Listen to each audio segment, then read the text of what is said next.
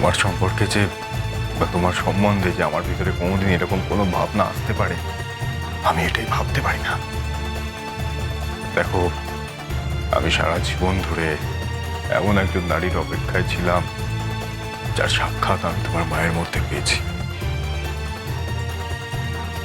এছাড়া আমার জীবনে কোনোদিনই কিছুরই প্রয়োজন হয়নি, আর ভবিষ্যতে হবে না।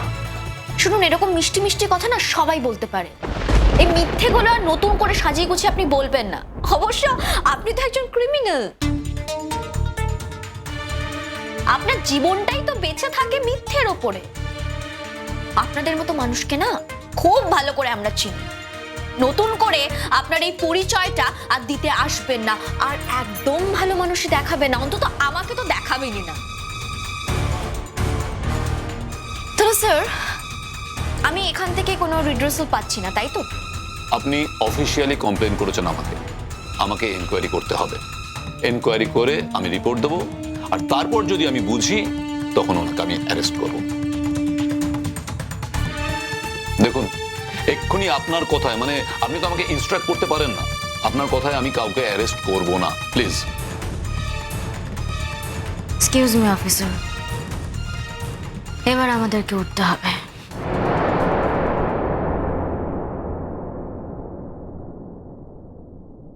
আর একটা কথা আপনাকে বলে রাখি, আমি জানি না আপনি কিভাবে ইনকোয়ারি করবেন, এই কেসটাতে কি মেরিট আছে আমি তাও জানি না।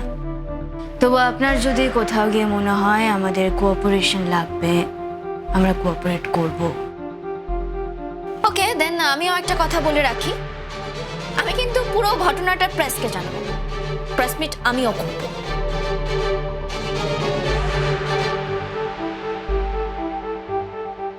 তোমার যা ইচ্ছে তুমি তাই করতে পারো, তবে একটা কথা জেনে রেখো, তুমি যে পথে এগোচ্ছ না, নরকের পথে এগোচ্ছ তুমি। জানো তো রেশমি, আমার ভাবতেও লজ্জা করে আমি তোমাকে মানুষ করেছি।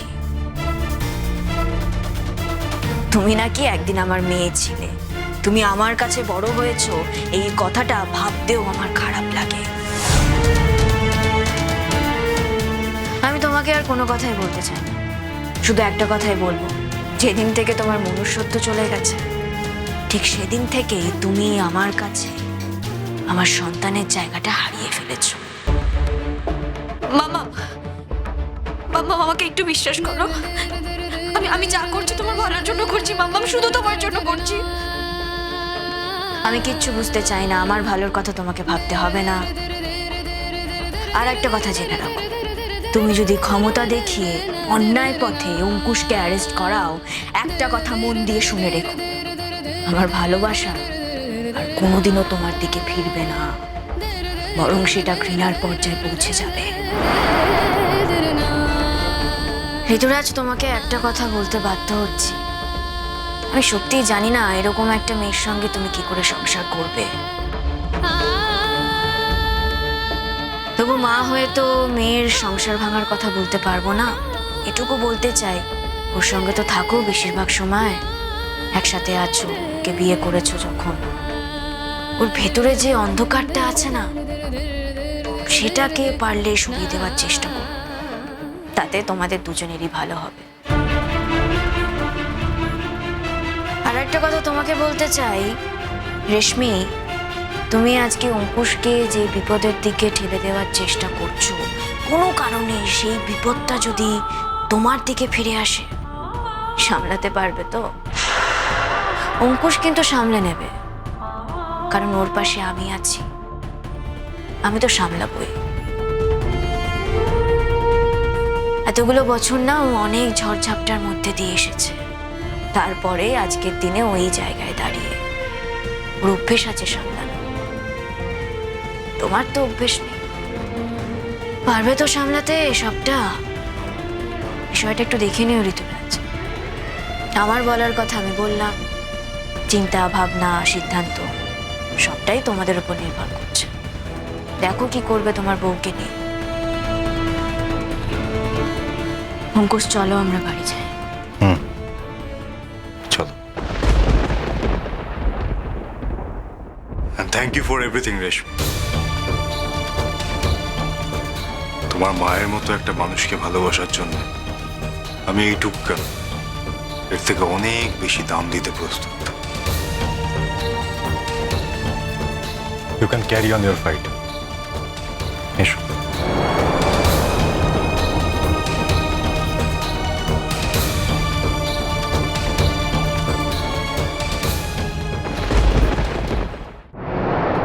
এই তো এই তো কি কি কি রে কি কি হলো? আমাদের তো মাথা খারাপ অবস্থা, আমরা কিচ্ছু করতে পারছি না, চিন্তায় ভাবনায় শুধু ঘরবার করে যাচ্ছে। বৌদি ভাই, এখন তো সব মিটে গেছে তো? বড়দা, তোমার মুখটা ভার ভার লাগছে, মানে কি হচ্ছে? মানে পুলিশ ডেকেছিল সেটা বুঝলাম, কিন্তু বৌদির তো পুলিশের সঙ্গে ভালো যোগাযোগ আছে। আরে ভাই, ওদের কথা বলতে দাও না, ওরা এসছে, ওদের বলতে দাও। গায়ে হাতটা তোলেনি তো কর্তার? গায়ে হাত তুলবে কেন? গায়ে হাত তোলাটা তো অন্যায়। অপরাধ করলে তার বিচার হবে। গায়ে হাত তোলার অধিকার কিন্তু কারণ নেই। যেখানে যেখানে এটা হয় সেটা আসলে অন্যায় হয়। আর সব থেকে বড় কথা, এরকম একজন রেসপেক্টেবল লোকের গায়ে কেনই বা হাত তুলতে যাবে? আমি তো এটাই বুঝতে পারছি না যে এরকম একটা সিরিয়াস অ্যালিগেশন করলো কি করে। না মানে এটা অন্য কেউ বা বাইরের লোক তো করেন। এখন আমরা যদি করতাম তাহলে হয়তো অনেকেই অনেক কথা বলতো, সত্যি ঘটনা ঘটলেও বলতো, কিন্তু এটা তো তোমার নিজের মেয়ে করেছে। হ্যাঁ বৌদি? আমার মেয়ে বলেই যে সে একজন পবিত্র মানুষ হবে তার তো কোনো মানে নেই। আর মেয়ে বলেই যে সে যদি কোনো অন্যায় করে তার কোনো প্রতিবাদ আমি করব না বা সবকিছু মাফ করে দেব তারও কোনো মানে নেই। অন্যায় যখন করেছে তখন ফাইট হবে, লিগালি ফাইট করব। আর যখন এই মিথ্যেটা প্রমাণ হয়ে যাবে তখন ওর পরিণতিটাও ভয়ঙ্কর হবে।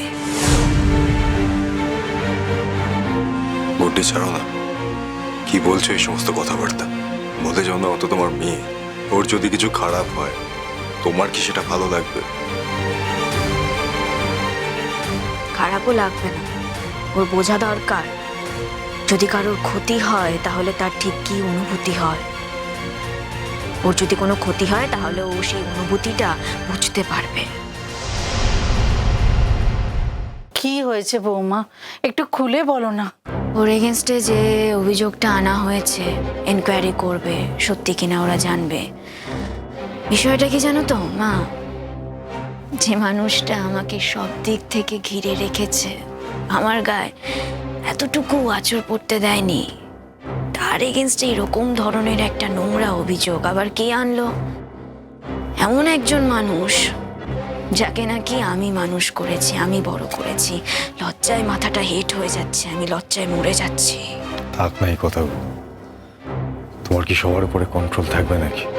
তুমি বা কি করবে? হ্যাঁ, কথাগুলো তো শুনতে খারাপই, সুতরাং খারাপ লাগাটা তো খুবই ন্যাচারাল। একেবারে যদি কিছু না করতো, একটা মেয়ে এমনি এমনি এত বড় একটা অভিযোগ করলো, কি জানি। কি বলতে চাইছো তুমি? না, বলছি বড়দা নেশার ঘোরে কখনো ভুল? না, আমার ছেলে কখনো কোনোদিন নেশা করে না। এটা তোমাদের মনে হতেই পারে, যেহেতু আমার ছেলে অপরাধ জগতের সঙ্গে যুক্ত ছিল। আর আমরা জানি যে যারা অপরাধ জগতে থাকে তারা সবসময় নেশা করে, তাদের করতে হয় যাতে ওই সমস্ত কাজকর্ম করার জন্য নিজেদের সবসময় তৈরি রাখা যায়। কিন্তু এটা আমি জানি, আমার ছেলে অঙ্কুশ কোনো দিন নেশা করেনি, নেশা করে না।